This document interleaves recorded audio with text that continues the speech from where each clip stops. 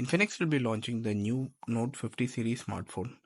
That will be the Infinix Note 50 Pro Plus with 5G connectivity. It'll have a flat metal build with frames that are flat, and it'll have a full metal back, and it'll be packed with a display with a centered punch hole camera for selfie purposes.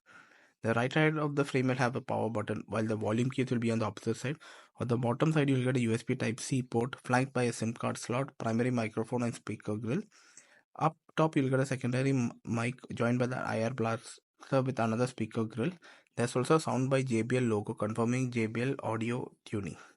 The back will feature an octagonal camera module whose design is inspired by the power and precision of high-end car intakes, the light play of diamond cutting, and Harry Winston jewelry.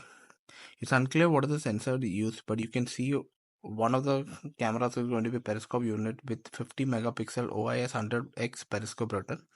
You'll get one tap Infinix AI. This phone will be around below $500 or 43,000 Indian rupees. Sources say that Infinix took inspiration from the manufacturing of new energy vehicles for lighter, durable, efficient, and eco-friendly smartphones.